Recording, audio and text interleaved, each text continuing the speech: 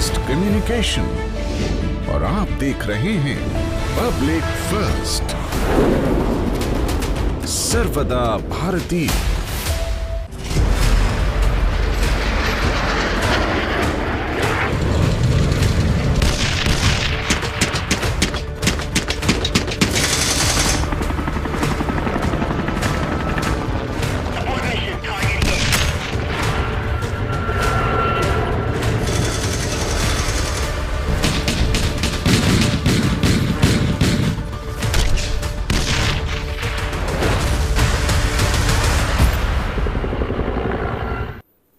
नमस्कार, मैं हूं आशुतोष और आप देख रहे हैं पब्लिक फर्स्ट, सर्वदा भारतीय।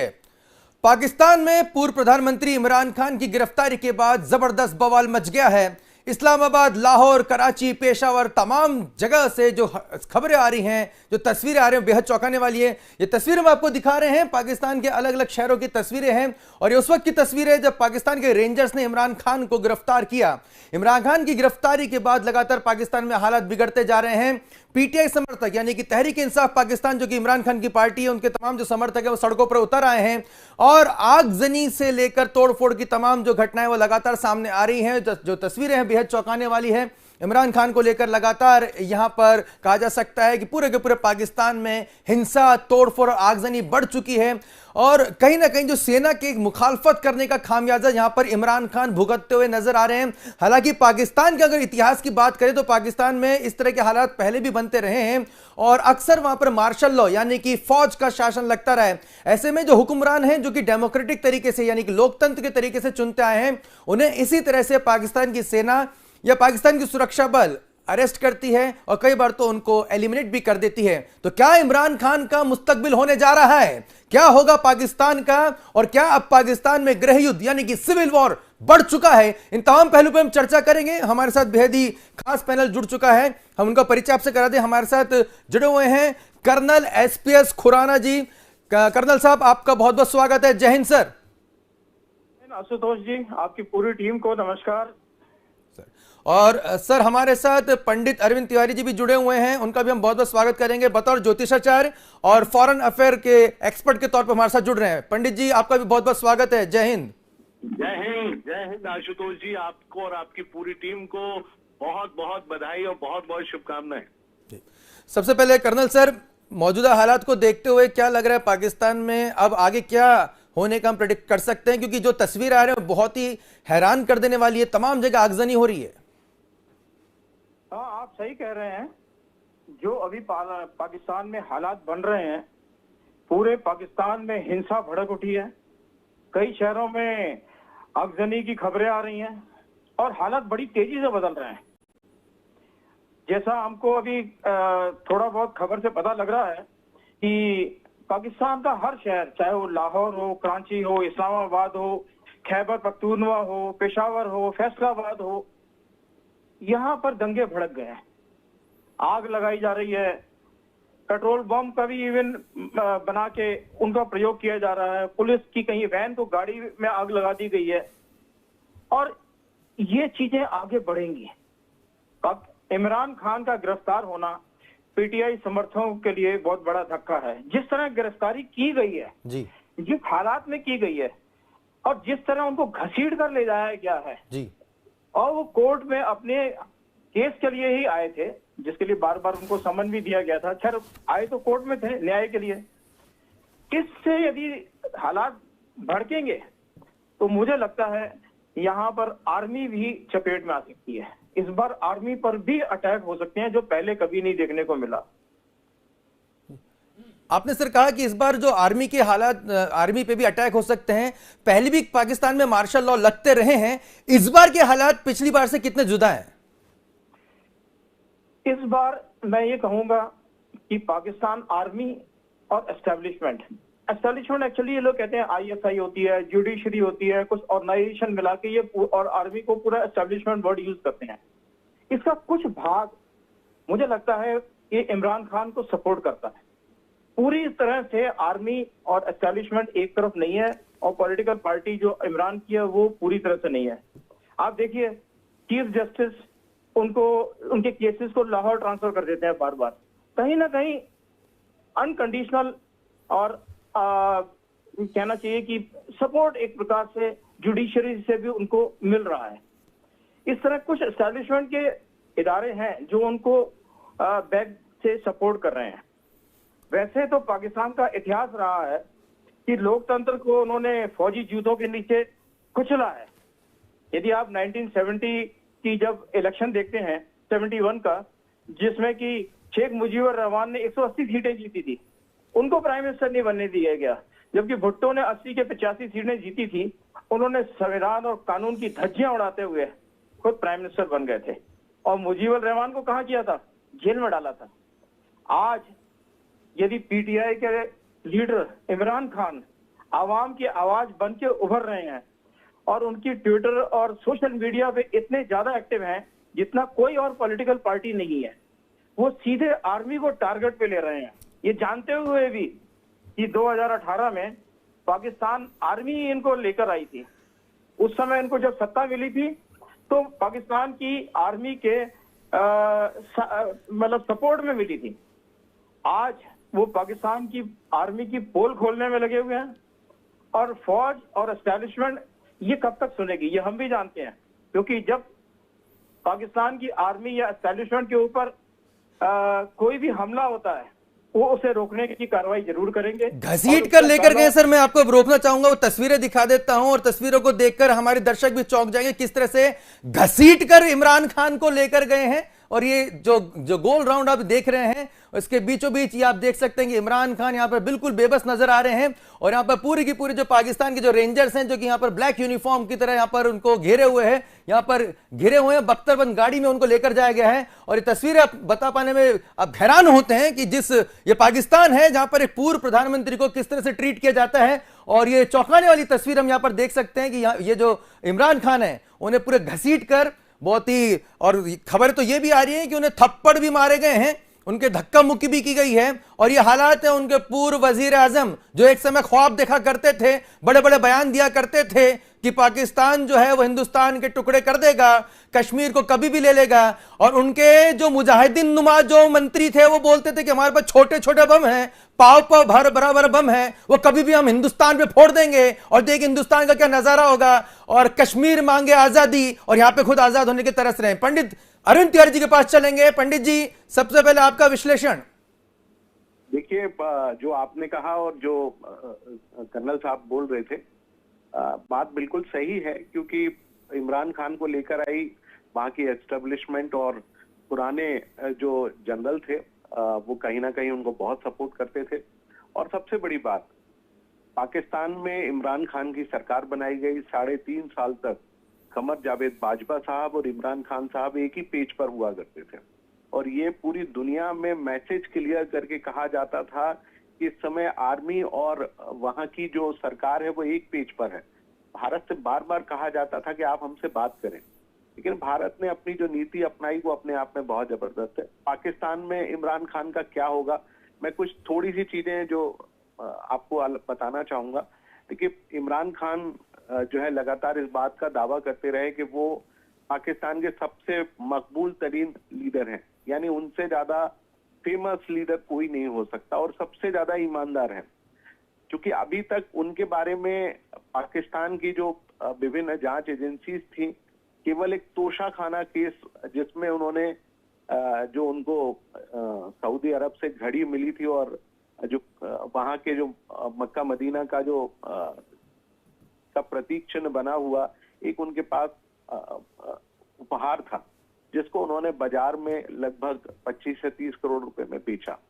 उसके बाद चूंकि तोशाखाना से उन्होंने, हमारे यहाँ भी तोशाखाना होता है और वहां भी होता है, लेकिन पाकिस्तान के जो हुक्मरान होते हैं वो कुछ भी कीमत बता के उसको महंगे दामों पर बेचते हैं, जिनमें बुशरा बीबी के कुछ हार और कुछ अंगूठियों का भी मामला है।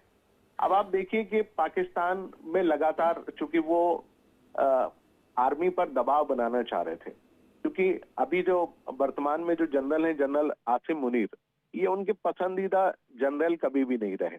क्योंकि आसिम मुनीर साहब जब आईएसआई डीजी आईएसआई थे तो उस समय वो पंजाब के बहुत सारे घोटाले को लेकर इमरान खान साहब के पास गए और उन्होंने कहा कि इस पर कार्रवाई होना चाहिए। बहुत ईमानदार अफसर है, ऐसा उनके बारे में पाकिस्तान में कहा जाता है।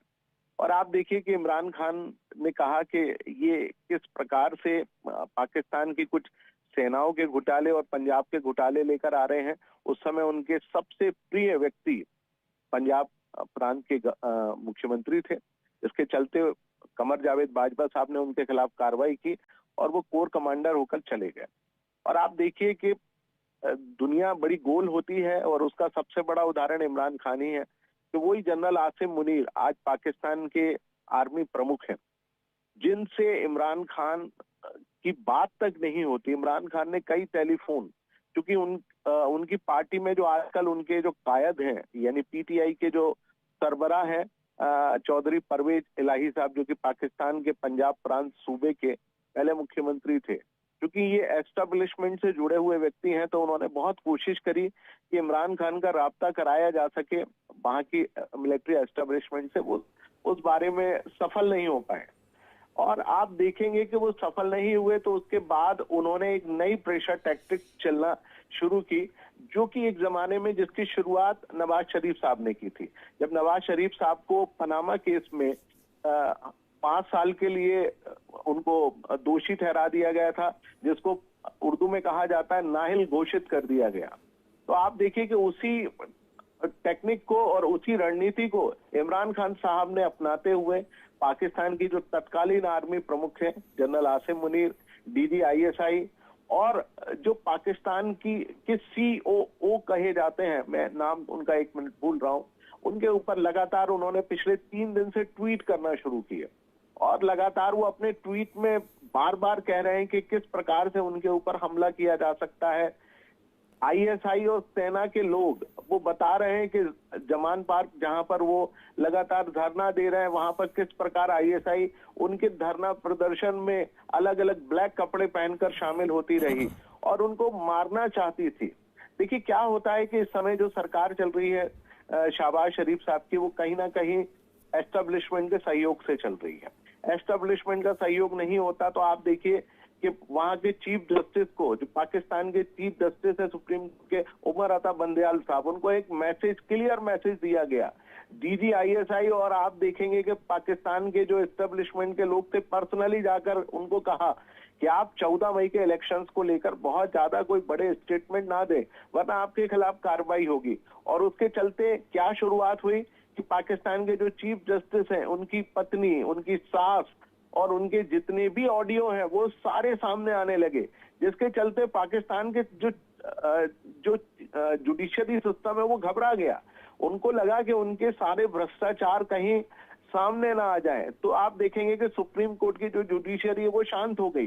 लेकिन आज चूंकि इस्लामाबाद हाई कोर्ट से इमरान खान को उठाया गया, क्योंकि अभी तक का ये पहला मामला था जिसमें रेंजर्स ने घुसकर कांच तोड़ते हुए इमरान खान की उसमें घुसे, जहां पर इमरान खान अपने वकील के साथ बैठकर बायोमेट्रिक यानी अंगूठा लगा रहे थे, और वहां से उठाया और किस प्रकार से गर्दन पकड़कर उनको ले गए।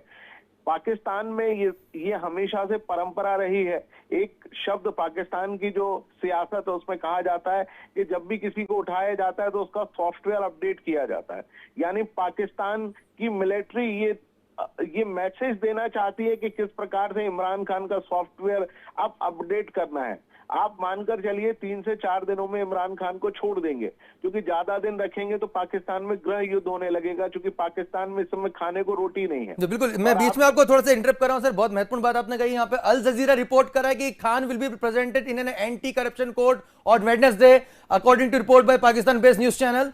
Following his arrest, Khan underwent an medical checkup at the National Accountability Bureau reports, यानी कि बुधवार को उनको कहीं ना कहीं अदालत में पेश किया जाएगा। फिलहाल उनका मेडिकल चेकअप किया गया है, यानी कि आप जो बता रहे हैं कहीं ना कहीं बिल्कुल सही उसका दिशा में आपका परसेप्शन जा रहा है पंडित जी। कहीं ना कहीं बहुत एक अरेस्टिंग भले इस तरह से की गई हो और सॉफ्टवेयर अपडेट शायद जल्दी हो जाएगा, इस पूरी की बात से समझ में आ रहा है कि इसी तसल्लीबख्श तरीके से जो संतोषप्रद काम यहाँ पे किया जाता रहा है पाकिस्तानी फौज के द्वारा, वो यहाँ पे दिखाई दे रहा है पंडित जी। और कहीं ना कहीं बुधवार को इन्हें फिर से एंटी करप्शन कोर्ट में पेश किया जाएगा। जी बिल्कुल, मैं आपको बताना चाहूंगा, क्योंकि पाकिस्तान में जो कानून है वो हमारे यहाँ, और चूंकि सारे कानून जो कि इंग्लैंड के कानून से ही जुड़े हुए हैं, वही सिस्टम है। 24 आवर्स में उनको किसी भी जज जो कि नैब से जुड़ा हुआ जज होगा, उसकी अदालत में उनको पेश करना पड़ेगा और वहां पर उनके बारे में पूरे मामले को रखना पड़ेगा और उसके बाद वो जज डिसाइड करेगा कि क्या वाकई में उनको उस मामले में सही गिरफ्तार किया गया कि नहीं किया गया। देखिए, ये जो मामला है, जिस ट्रस्ट को लेके बात हो रही है, चूंकि आप देखिए इमरान खान का ये जो ट्रस्ट है, जिसको अल कादिर ट्रस्ट के रूप में जाना जाता है, ये एक यूनिवर्सिटी खोल रही थी पेशावर में, जो कि खैबर पख्तूनख्वा प्रोविंस में आती है और वहां लगभग 484 केनाल जमीन, जो कि पाकिस्तान के इमरान खान का सबसे करीबी आदमी जुल्फी साहब के लिए उन्होंने अलॉट करके दी। बाद में उन्होंने वही जमीन, आप देखिए, फ्री ऑफ कॉस्ट, उसमें कोई पैसा सरकार के द्वारा नहीं लिया गया और जुल्फी साहब को वो जमीन देने के बाद जुल्फी साहब ने उस जमीन को बुशरा बीबी को दे दिया। यानी अल कादिर ट्रस्ट, जिसके दो ही ट्रस्टी हैं, श्री इमरान खान साहब और बुशरा बेगम, और आप देखिए कि किस प्रकार से वो 484 केनाल जमीन, और उसको इसलिए लिया गया कि पाकिस्तान का जो सबसे बड़ा माफिया है, जैसे हमारे यहाँ बहुत सारे माफिया की बात होती है, वैसे वहां एक माफिया है मलिक रियाज, जो कि लंदन बेस्ड व्यक्ति है, जिसके 50 अरब डॉलर पाकिस्तान गवर्नमेंट ने सीज करके रखे हुए हैं। ये डील हुई थी कि आप इस पूरे यूनिवर्सिटी के डेवलपमेंट और वहां पर जो कॉलोनी बसानी है, उसमें मलिक रियाज पूरा इन्वेस्टमेंट करेंगे। बदले में पाकिस्तान की जो गवर्नमेंट है, वो पूरा जो पैसा है उसको लेकर जो कानून बनाए गए हैं वो वापस लेगी। और मलिक रियाज, जो कि बहुत बड़ा माफिया है और एक प्रकार से पाकिस्तान की मिलिट्री एस्टेब्लिशमेंट से लेकर जितने भी दल हैं उन सबका सबसे बड़ा लाइजनर है। वो कोई भी सरकार क्यों ना आ जाए, चाहे शहबाज शरीफ की हो, चाहे पाकिस्तान के इमरान खान की हो, किसी की भी सरकार क्यों ना हो, सब मलिक रियाज के दीनों करम पर रहते हैं, जो कि वो हमेशा फंडिंग करता है वहां पर। और आप देखेंगे कि इस पूरे मामले में, जैसा अभी तत्कालीन जो वहां के गृह मंत्री हैं, जो थोड़ी देर पहले एक प्रेस कॉन्फ्रेंस में बता रहे थे किस प्रकार से 700 करोड़ रुपयों का भ्रष्टाचार हुआ है। आप देखिए कि वो जो जमीन जिसको निशुल्क दिया गया, बाद में यूनिवर्सिटी को ट्रांसफर हुई, बाद में उसको मलिक रियाज को देने की तैयारी हो रही थी और उससे 700 करोड़ रुपए बनाए जा रहे थे। और वो 700 करोड़ रुपए जो मलिक रियाज से लेना थे, वो सारे चीजों से प्रॉपर्टी कहां पर खरीदी जा रही थी, सारी की सारी लंदन में या दुबई में खरीदी जा रही थी।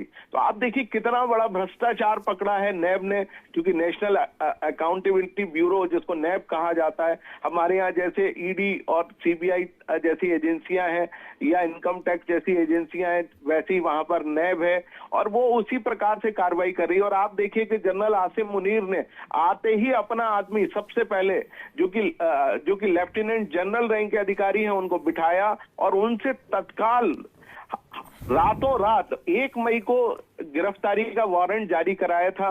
1 मई को कोशिश की गई कि किस प्रकार से इमरान खान को गिरफ्तार किया जा सके, परंतु 1 मई को वो गिरफ्तार नहीं कर सके। फिर इमरान खान ने एक वीडियो जारी करके खर्चा बताया कि किस प्रकार उनको गिरफ्तार किया जा सकता है, चूंकि इस्लामाबाद की हाईकोर्ट लगातार इमरान खान को सम्मन भेज रही थी कि आज यदि आप उपस्थित नहीं हुए तो आपकी गिरफ्तारी का वारंट जारी किया जाएगा। लेकिन इमरान खान ने डरते हुए उन्होंने कहा कि मुझे गिरफ्तार किया जा सकेगा, और वही हुआ।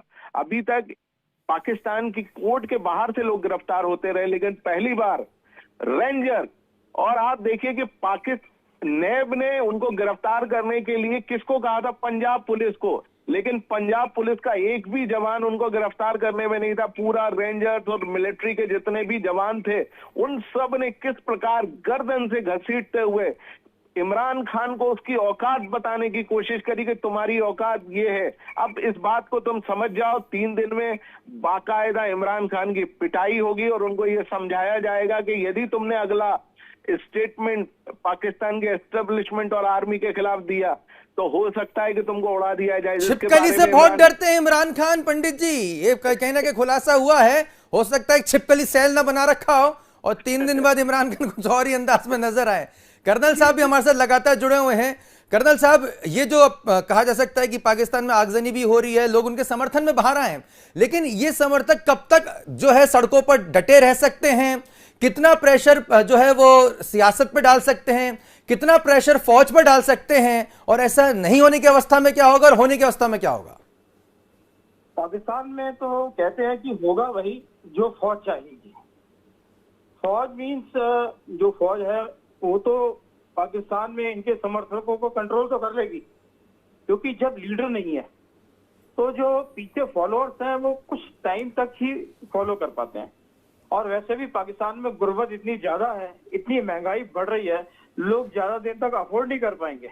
आप पेट्रोल बम की बात करते हैं, पेट्रोल ही इतना आग लग रहा है कि वो बॉम्ब लगने से पहले ही उसमें आग लगी चुकी है। दूसरा कि जब इनको पकड़ा गया, इससे पहले मैं बता दूं कि इमरान खान के पास जो पख्तूनवा है, खैबर पख्तूनवा है इनका एरिया, इसकी पुलिस और पीओके की पुलिस ये इसको प्रोटेक्ट करती थी। अब रेंजर्स को लेके इसलिए आए बिकॉज ये इतनी ज्यादा नंबर में सडनली लाए, खिड़कियां तोड़ के एंटर किया।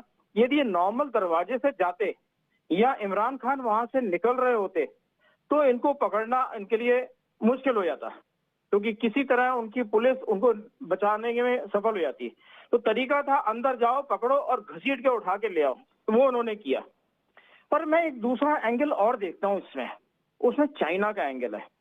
देखिए अभी एससीओ मीटिंग हुई है, एससीओ मीटिंग के बाद में चाइना का फॉरेन मिनिस्टर पाकिस्तान में गए हैं और वहां उनकी पाकिस्तान के फॉरेन मिनिस्टर से और चाइना के फॉरेन मिनिस्टर दोनों की मीटिंग हुई है।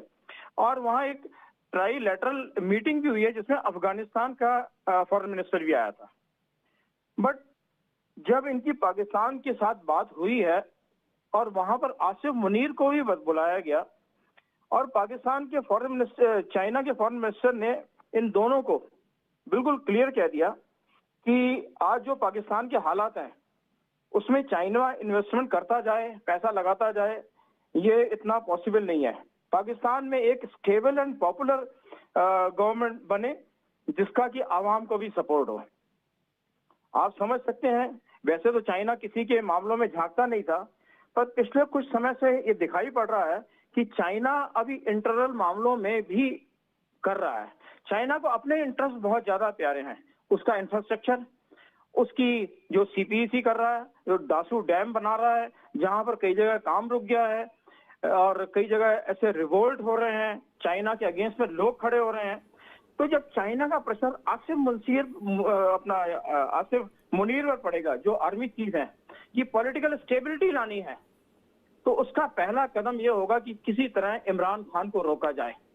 और इमरान खान को रोकने का मतलब है इमरान खान को उठा लो, जेल में डालो, फिर उसकी अच्छी देखभाल करो वहां जेल में और किसी तरह उसको करें। मैं तस्वीर भी दिखा देता हूं सर, आपने बहुत ही महत्वपूर्ण इस मीटिंग के बारे में बताया, वो तस्वीर भी हम दिखा देते हैं हमारे दर्शकों को, किस तरह से चाइना के जो फॉरेन मिनिस्टर हैं गोवा से सीधे वो पाकिस्तान पहुंचे और ये बुत जैसे शायद ये बिलावल भुट्टो जो खड़े हैं उनके साथ में, उनको भी हम दिखा देते हैं, जो कि इस समय पाकिस्तान के विदेश मंत्री हैं। और साथ में ये खड़े हुए हैं दाढ़ी वाले अफगानिस्तान के विदेश मंत्री तालिबान सरकार के, जो विशेष परमिशन पे पाकिस्तान पहुंचे थे। यूनाइटेड नेशन ने विशेष परमिशन दी थी कि साहब ये पहुंचिए, और हैरान होते हैं कि यूनाइटेड नेशन एक समय इस मुल्क को आतंकवादी और दहशतगर्द मुल्क कहा करता था, और अब कहीं ना कहीं ऐसे मतलब समझ में नहीं आता कि यहाँ पे दाऊद इब्राहिम के साथ में अंडरवर्ल्ड की मीटिंग चल रही थी, फिल्मों में दिखाते थे, या फिर 3 सोवरन कंट्रीज के विदेश मंत्री यहाँ पर खड़े हुए हैं। तस्वीरें दिखा चुका हूँ खुराना साहब, और इनकी तस्वीरें जो हैं वो काफी कुछ बयां कर रही हैं। आंखें बड़ा इंटरेस्टिंग पॉइंट ये है कि पाकिस्तान एक कैच 22 सिचुएशन में फंस गया। पॉलिटिकल टर्मोइल चल रही है, राजनीति जिसे कहते हैं उठा पटक चल रही है, इकोनॉमिक क्राइसिस अपने चरम सीमा पर पहुंच रही है। दूसरा तारिके तालिबान वो इनको ठोक रहा है जी, टीटीपी यहाँ से ठोक रही है, और इनके अपने भी खर्चे फौज नहीं उठा पा रही है। गोला बारूद की कमी है, टैंक की कमी है, फौज को पैसे नहीं मिल पा रहे हैं और कई इंडस्ट्री बंद हो रही है। इन सब का इफेक्ट ये पड़ रहा है कि कहीं ना कहीं पॉलिटिकल टर्मोइल को रोकने के लिए आर्मी के लिए ग्राउंड बनना शुरू हो गया। सर क्या इसका अर्थ ये भी लगा सकते हैं कि यहाँ पर चाइनीज जो है, जो कि एक व्यापारी की भूमिका में है, उन्हें कहीं इन्होंने उल्लू तो नहीं बना दिया कि देखिए सर हम तो बहुत कुछ कर सकते हैं, ये तो इमरान खान जो है वो हमें करने नहीं दे रहा, यानी कि बली का बकरा इमरान खान को बना दिया, अपना सियासी जो है मकसद भी सॉल्व कर लिया और चाइनीज उसके भी कुछ समय के लिए मोहलत मांग ली। नहीं सर, मेरे को लगता है कि ये अभी ना आर्मी टेक ओवर वाला पोजीशन बनती जा रही है, क्योंकि आर्मी को मालूम है यदि हम पावर में आएंगे कुछ नहीं होने देंगे, सारी खबरें दबा देंगे, कहेंगे सब कुछ शांत चल रहा है पाकिस्तान में, एक खबर बाहर नहीं आएगी। तो इससे क्या होगा कि ना जितनी पब्लिक है उसके साथ कुछ भी हो, क्या मर रही है क्या नहीं जा रही, ना वीडियो जाएंगे ना ऑडियो जाएगा ना खबर जाएगी, जो खबर देने वाले हैं वो गिरफ्तार हो जाएंगे, तो पाकिस्तान में स्टेबिलिटी लगेगी, जिससे कि चाइना इन्वेस्टमेंट कर सके, चाइना का इंटरेस्ट देखा जाए। चाइना यदि कुछ कहता है पाकिस्तान को, पाकिस्तान सिर झुका के मानता है। यदि उसकी जगह इंडिया हो, कोई यूएस हो, कोई दूसरा कंट्री हो, पाकिस्तान में एकदम जिहाद शुरू हो जाएगा उसके नाम। यानी कि सर आप कह रहे हैं इन एनी केस शहबाज शरीफ की सरकार भी नहीं टिक पाएगी, भले इमरान खान अरेस्ट हो गए हो, लेकिन अगर सेना मार्शल लॉ लगता है तो शहबाज की भी सरकार नहीं टिक पाएगी। भाई उन्होंने इलेक्शन के लिए मांग की है और वो चाइना ने साफ कह दिया कि यहाँ पर स्टेबल एंड पॉलिटिकल गवर्नमेंट, एक स्टेबल गवर्नमेंट बने, और स्टेबल गवर्नमेंट आर्मी के सिवा कोई नहीं दे पाएगा। तो ये अब उनके पास माहौल धीरे धीरे बनता जा रहा है, टर्मोइल दिखाएंगे तो उसके बाद में शहबाज की गवर्नमेंट को भी नीचे डाउन करेंगे एंड आर्मी टेक ओवर करेगी। ठीक है, मेरे को लगता है। बिल्कुल। अब मैं पंडित अरविंद तिवारी जी, आपका ज्योतिषीय विश्लेषण हम इस पॉइंट पर जानना चाहेंगे कि आने वाले दिनों में आप किस तरह का भविष्य पाकिस्तान का आप देख पा रहे हैं। मैं दो चीजें आपको बताना चाहूंगा। पहले राजनीतिक रूप से बताता हूं मैं। देखिए, पाकिस्तान में मार्शल लॉ या मिलिट्री रूल क्यों नहीं लगेगा ये बताना चाहता हूं आपको। देखिए, पाकिस्तान को अभी 2 महीने के अंदर 4.3 अरब डॉलर जो है वो पेमेंट करना है। वो कहां से मिलेगा? आईएमएफ से मिलेगा। आईएमएफ की जो सबसे बड़ी शरायत है कि वो किसी भी ऐसी सरकार को लोन नहीं देगी जहां पर मिलिट्री रूल लगा हो। तो पाकिस्तान में आप मिलिट्री रूल के बारे में सोचना बंद कर दीजिए। पाकिस्तान की जो आर्मी है वो पाकिस्तान की जो प्रेजेंट गवर्नमेंट है उसी के सहारे, या वहां पर अगस्त में निगरान हुकूमत आ जाएगी जो कि 1.5 साल तक चलेगी। पाकिस्तान का कॉन्स्टिट्यूशन कहता है उस बात को। तो वो निगरान हुकूमत, हेलो हेलो हेलो जी पंडित जी, आपको सुन पा रहे हैं। पाकिस्तान की जो एस्टेब्लिशमेंट है वो निगरान हुकूमत के सहारे 1.5 साल और काटेगी और इसी दौरान वो इमरान खान को एलिमिनेट कर देगी। तो पाकिस्तान में आप मार्शल लॉ या मिलिट्री रूल के बारे में सोचना बंद कर दीजिए, नंबर 1। नंबर 2, आपने मेरे से ज्योतिषीय विश्लेषण पूछा है क्या होगा जी। देखिए, इमरान खान की कुंडली कर्क लग्न और कुंभ राशि की है। कल से ही मंगल का ट्रांजिट कर्क राशि में होने जा रहा है। इमरान खान की कुंडली में सम सप्तम भाव में यानी मकर राशि में मंगल बैठा हुआ है और नीच का मंगल इमरान खान की कुंडली में दशमेश और पंचम भाव यानी कामकाज के भाव का स्वामी और राजनीति के भाव का स्वामी ग्रह मंगल लग्न में नीच का होकर प्रवेश कर रहा है और इसका गोचर 30 जून तक रहेगा। तो आप मानकर चलिए कि 30 जून तक इमरान खान अंदर और बाहर होते रहेंगे, उनके ऊपर इसी प्रकार की तशद्दुद होती रहेगी। तो इमरान खान को आने वाले दिनों में बहुत संकटों का सामना करना पड़ेगा, क्योंकि शनि मंगल का षडाष्टक योग बना हुआ है, जिसके चलते इमरान खान बेहद परेशान रहेंगे। अब पाकिस्तान का राजनीतिक भविष्य क्या है? देखिए, पाकिस्तान मिथुन लग्न, मेष लग्न और मिथुन राशि का देश है और अभी जब तक गुरु 25 जुलाई तक थोड़े से बेहतर नहीं होंगे तब तक पाकिस्तान में इस प्रकार की स्थिति चलती रहेगी। और पाकिस्तान में इस साल किसी भी रूप में कोई चुनाव नहीं होने वाले, ये मैं आपके चैनल पर सबसे बड़ी भविष्यवाणी करने जा रहा हूं कि अक्टूबर, नवंबर, दिसंबर में कोई चुनाव नहीं होने वाले। निगरान सेटअप आएगा, 18 महीने या 15 महीने वो हुकूमत रहेगी, उसी दौरान वो इमरान खान को एलिमिनेट कर देंगे और आने वाले 15 महीनों में, अक्टूबर से लेकर 15 महीनों के बीच में इमरान खान की हो सकता है मृत्यु हो जाए। किसी भी एक्सीडेंट में, किसी भी दुर्घटना में इमरान खान एलिमिनेट किए जाएंगे, क्योंकि इमरान खान का एलिमिनेट होना पाकिस्तान की जो तत्कालीन एस्टेब्लिशमेंट है उसके लिए बेहद आवश्यक है। ठीक उसी प्रकार जैसे बेनजीर भुट्टो को हटाया गया, ठीक उसी प्रकार जैसे पाकिस्तान में अलग अलग हुक्मरान हटाए गए, तो पाकिस्तान के जो वर्तमान में सबसे मकबूल लीडर है इमरान खान, वो भी एलिमिनेट होंगे। पाकिस्तान का अगले साल का जो इकोनॉमिकली भविष्य वो भी आपके चैनल पे अभी बता देता हूं। देखिए, आज वहां का जो रुपया है वो 305 रुपए $1 के बराबर है। अगले साल 13 महीनों के बाद आप देखेंगे कि 400 रुपए के बराबर होगा और 2 साल के अंदर वो 500 रुपए के आसपास चला जाएगा।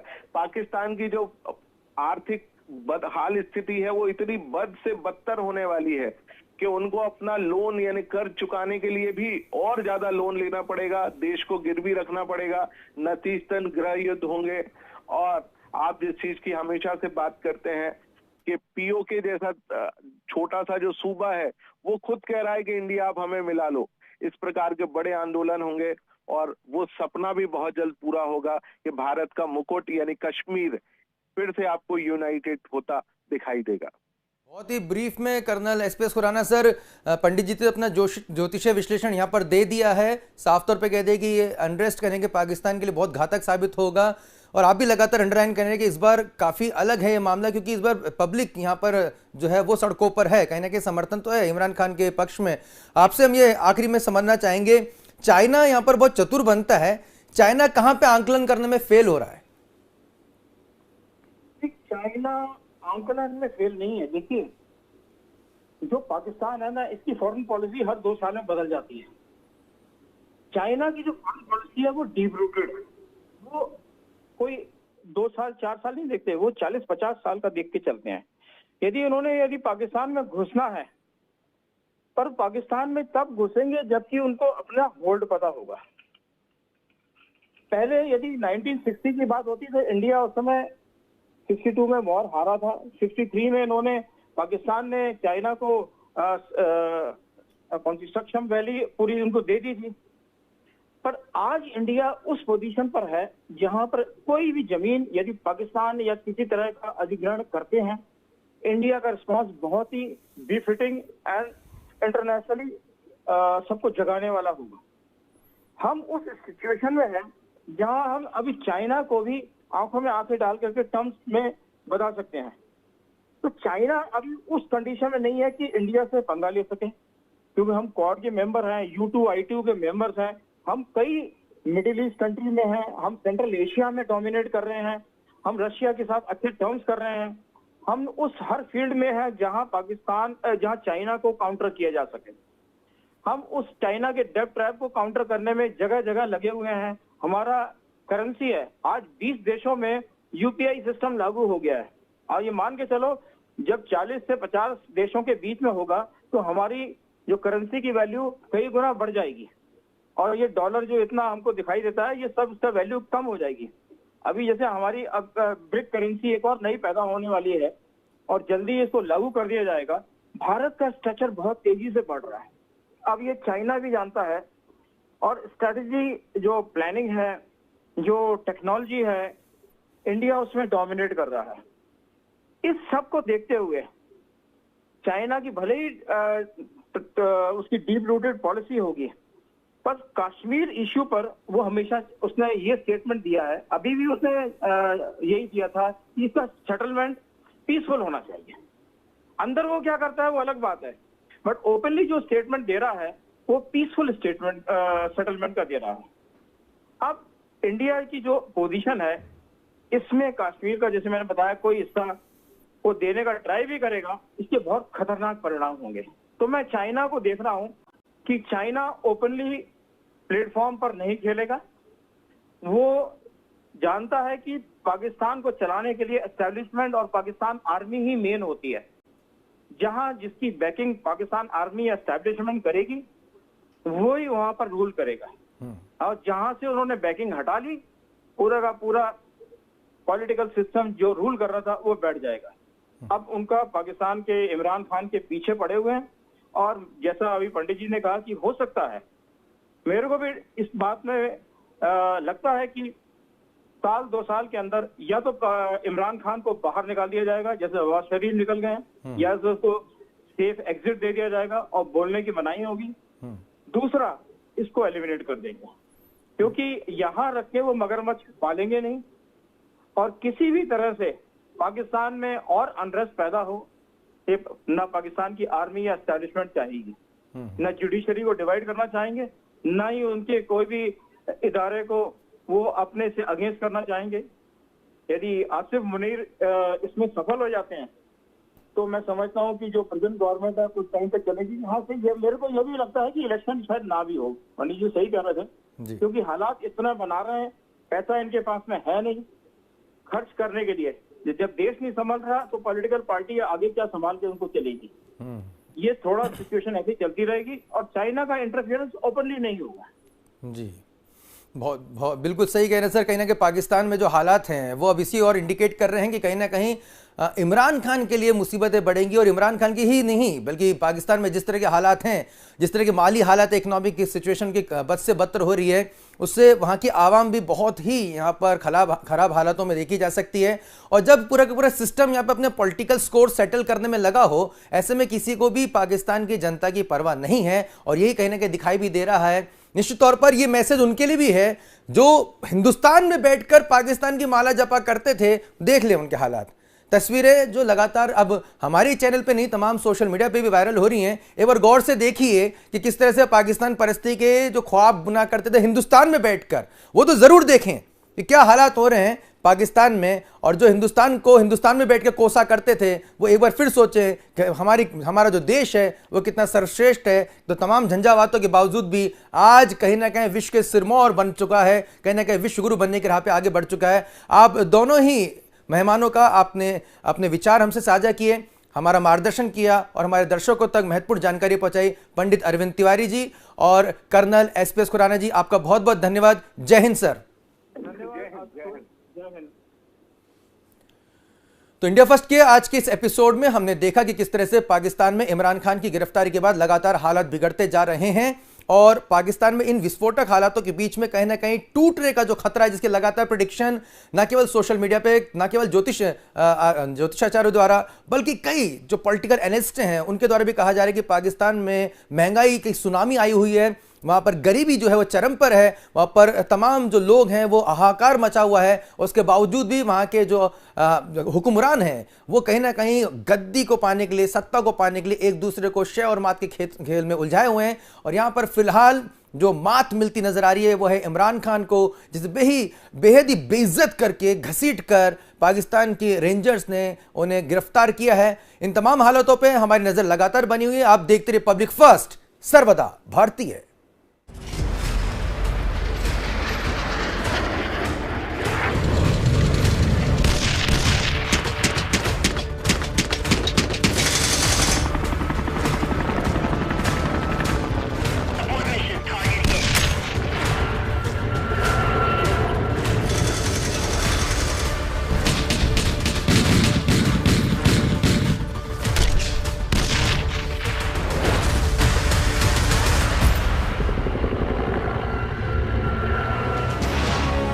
ये है इंडिया फर्स्ट कम्युनिकेशन और आप देख रहे हैं पब्लिक फर्स्ट।